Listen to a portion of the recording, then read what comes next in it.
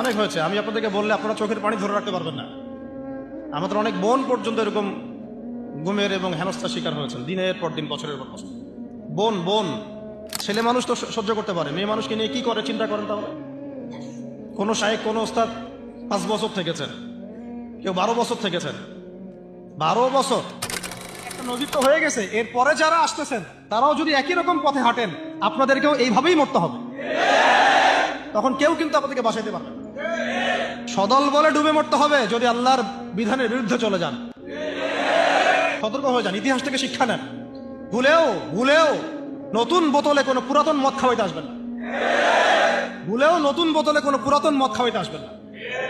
আমরা দোয়া করবো যেন আবু সাইদ ভাইদের রক্তের সাথে গাদ্দারি না করা হয়, মুগ্ধদের রক্তের সাথে যেন কোনো মির্জাফরি করা না হয়। এটাই আমাদের রিকোয়েস্ট থাকবে আর কি, আবেদন, দাবি থাকবে।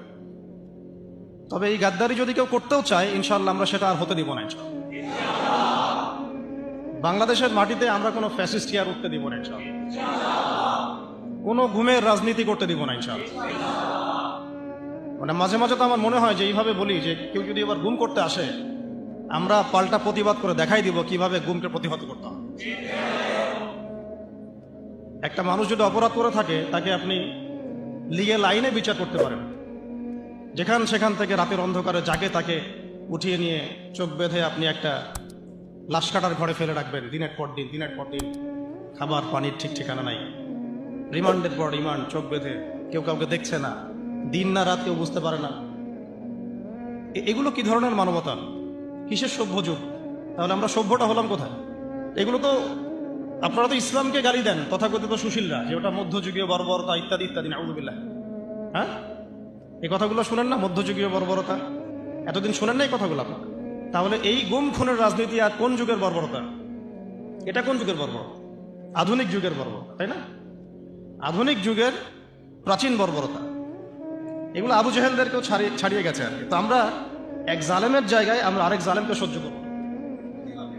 এই অমানবিক গুম খুনের রাজনীতি বন্ধ করতে হবে। ছাত্রদের পড়াশোনার উপযুক্ত পরিবেশ নিশ্চিত করতে হবে। পড়াশোনার মধ্যে ইসলামী কারিকুলাম ঢোকাতে হবে। সমস্ত রকম এই যে ট্রান্সজেন্ডার, নোংরামি, ভণ্ডামি, নষ্টামি, এগুলো বন্ধ করতে হবে। এখনকার বাংলাদেশে আমরা ওই ধরনের বিষয়গুলো আর টলারেট করবো না ইনশাআল্লাহ। অনেক হয়েছে। আমি আপনাদেরকে বললে আপনারা চোখের পানি ধরে রাখতে পারবেন না। আমাদের অনেক বোন পর্যন্ত এরকম গুমের এবং হেনস্থার শিকার হয়েছেন দিনের পর দিন, বছরের পর বছর। বোন বোন ছেলে মানুষ তো সহ্য করতে পারে, মেয়ে মানুষকে নিয়ে কি করে চিন্তা করেন তাহলে। কোনো শায়েখ, কোনো ওস্তাদ 5 বছর থেকেছেন, কেউ 12 বছর থেকেছেন। 12 বছর, কেউ 5 বছর থেকেছেন, কেউ 7 বছর থেকেছেন। কেউ বের হন, উনি বলতেন, আমাদের এক ওস্তাদ বলতেন যে আমার এক পাতা জেলখানা আর এক পাতা বাইরে, মানে যায় আর আসে, যায় আর আসে। তো তাদের তো পরিবার আছে, তাদের স্ত্রী আছে, সন্তান আছে, ছোট ছোট ছেলে মেয়ে আছে। তারা কি মানুষ ছিল না? দেখেন, এই অভ্যুত্থানটাকে আমরা এখন একটা বিষয় খেয়াল করছি যে সবাই প্রশংসা নেওয়ার জন্য উঠে পড়ে লেগেছে। সবাই ক্রেডিট নেওয়ার চেষ্টা করছে, আমার ক্রেডিট, আমার ক্রেডিট, আমি মাস্টার মাইন্ড, আমি মাস্টার মাইন্ড। জি না, এখানে মাস্টার মাইন্ড আল্লাহ রাব্বুল আলামিন। এখানে একক কোনো ব্যক্তির কৃতিত্ব নাই। এটাকে পশ্চিমা বিশ্বের সামনে এইভাবে আপনি প্রেজেন্ট করতে পারেন না যে এখানে এই কয়েকজন মানুষের ভূমিকায় আজকে এই ফলাফল এসেছে। না, এখানে প্রত্যেকটা ভাইয়ের কন্ট্রিবিউশন আছে। এমনকি যে ফেসবুকে পোস্ট দিয়েছে তারও একটা কন্ট্রিবিউশন এখানে আছে। ওই সময় পোস্ট দিলেও ধরা পড়তে হতো, যে পোস্ট দিত তাকে উঠাই নিয়ে চলে যেত। ইন্টারনেট নাই, কি হচ্ছে আমরা বুঝতে পারছি না, কাকে উঠাচ্ছে, কাকে নিয়ে যাচ্ছে, ইত্যাদি ইত্যাদি। তো আফসোসের ব্যাপারটা হচ্ছে আমি অবজার্ভ করছি যে আমাদের স্বাধীনতা আবার হাইজ্যাক হয়ে না যায়। আর এই স্বাধীনতা যেন আবার হাইজ্যাক হয়ে না যায়। আপনারা খুব সচেতন থাকবেন। আল্লাহ পাক আপনাদেরকে বুদ্ধিদীপ্ত একটা প্রজন্ম দিয়েছেন, আলহামদুলিল্লাহ। এবং আমরা আশা করছি যে ইনশাআল্লাহ আপনাদের দ্বারাই হবে। ইনশাআল্লাহ আমাদের দ্বারাই হবে ইনশাআল্লাহ। এখন বরেণ্য ওলামায়ে কেরামদের সাথে আমাদের সমন্বয় আছে। প্রত্যেকটা বিশ্ববিদ্যালয়ে আলোচনা হচ্ছে, কথা হচ্ছে। শুধু প্রয়োজন একটা নির্দিষ্ট লক্ষ্যে গোছানো কাজ এবং সমস্ত ত্যাগের লক্ষ্য, উদ্দেশ্য, নিয়াতটাকে বিশুদ্ধ করা। কোনো দুনিয়াবি স্বার্থে আমরা এই কাজগুলো করব না, শুধুমাত্র এক আল্লাহর সন্তুষ্টির জন্য করব। কোনো দুনিয়াবি মানে স্বার্থ হাসিলের উদ্দেশ্যে আমরা এই সংগ্রামে লিপ্ত হব না, বরং আমরা আল্লাহ পাকের জমিনে আল্লাহর দ্বীন প্রতিষ্ঠার সংগ্রামে লিপ্ত হব। এখানে যে ভাইরা যে ব্যানারে কাজ করতেছেন করুক, যে কোনো ব্যানারে কাজ করতেছেন করুক, উদ্দেশ্য থাকবে একটাই, যে আমরা সবাই চাই আল্লাহ পাকের জমিনে আল্লাহর দিন প্রতিষ্ঠা হোক।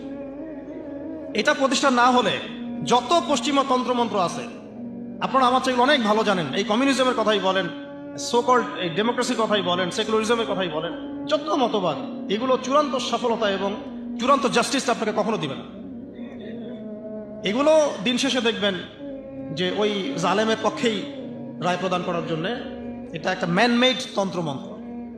এই যে মেয়েটার কথা বলছি, ও তখন অনেক ছোট, আমার সাথে ওর খুব, ও আমার ছেলে তো খুব,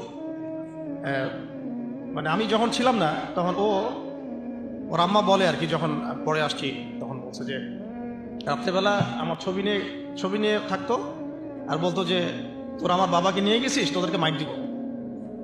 এই ইমোশনগুলো কি আপনারা বুঝতে পারবেন? কেউ বুঝতে পারবেন?